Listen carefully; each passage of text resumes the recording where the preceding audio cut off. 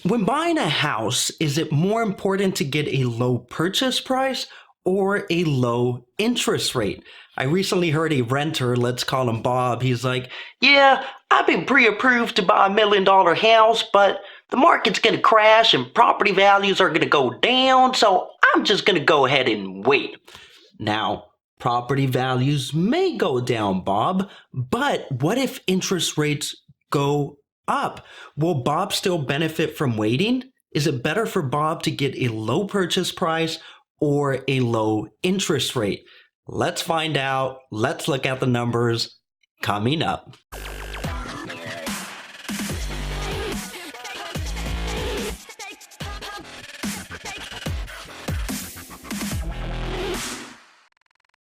Now, before anything, let me clarify a few things. One, property values are at an all-time high, and interest rates are at an all-time low. For 42 straight years out of the past 50 years, on average, interest rates have never been as low as they are right now, making the current interest rate situation an exception to what has historically been normal. And two, I'm going to run some numbers, but in an attempt to make things as simple as possible, I've made several generalizations. One, I'm assuming that Bob is financing 100% of the purchase price, which means I'm not considering the down payment.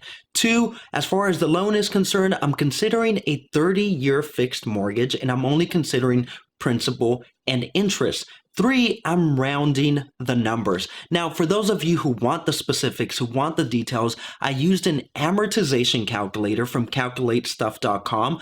I really like this one because it has a nice breakdown of the cost of interest by year or by month, and it allows you to play with different variables or different scenarios so you can run your own specific scenarios. That being said, scenario number one, Bob buys $1 million house at 4% versus Bob buys $1 million house at 7%. By getting a 4% interest rate as opposed to a 7%, Bob in monthly terms would be saving about $2,000 a month. That's a huge amount of savings. With that savings, Bob would be able to get his $1 million house and on top of that, make payments on a mansion somewhere in Texas. But let's look at the big picture. After 30 years, after the mortgage is paid for, by getting a 4% interest rate as opposed to a 7% interest rate, Bob would be saving over $600,000. That's a huge amount of money. That's $600,000 extra that Bob could have for retirement, to travel the world, to enjoy a better lifestyle, to take a bunch of cruises. I don't know. Whatever it is Bob wants to do, he has a lot of money to play with by getting that 4% interest rate as opposed to the 7.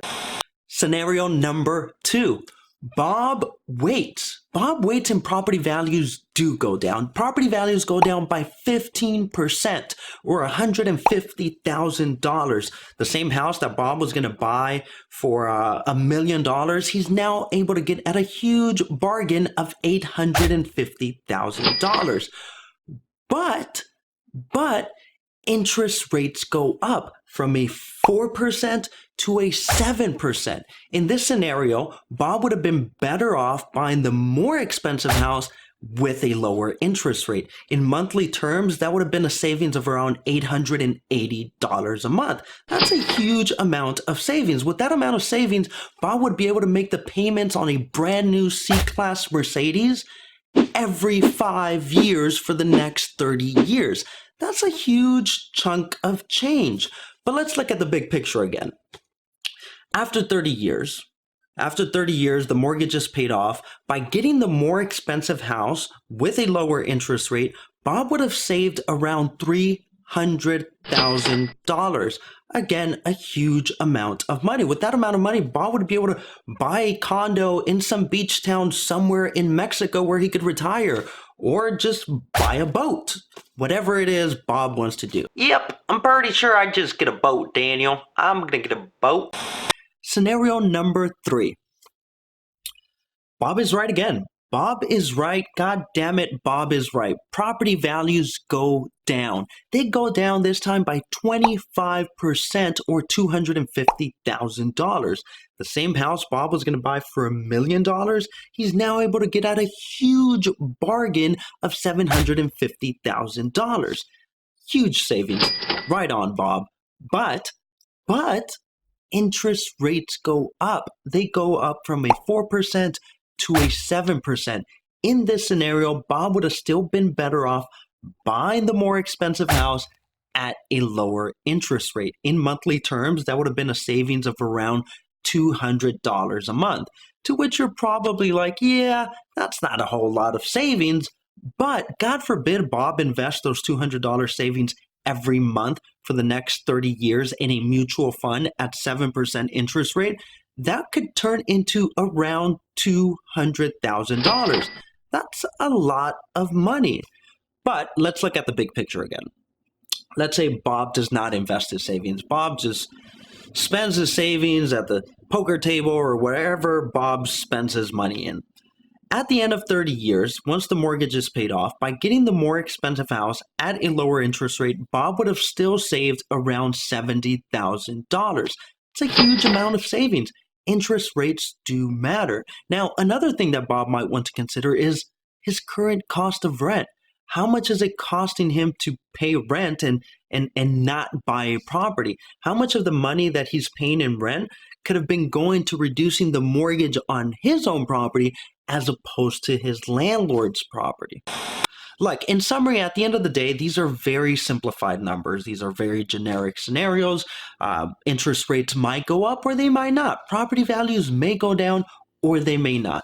The point is that when purchasing a property, it is equally important to pay attention to the purchase price as it is to pay attention to the interest rate. Now, let me get this straight, Daniel. So you're saying that if I get a good deal on a property on the purchase price, that don't necessarily mean I got a good deal? That's pretty much it, Bob. Yep, it's equally important to pay attention to the interest rate as it is to pay attention to the purchase price. My name is Daniel Rangel. I'm a real estate agent in Los Angeles. If I can be of any help, it would be an honor.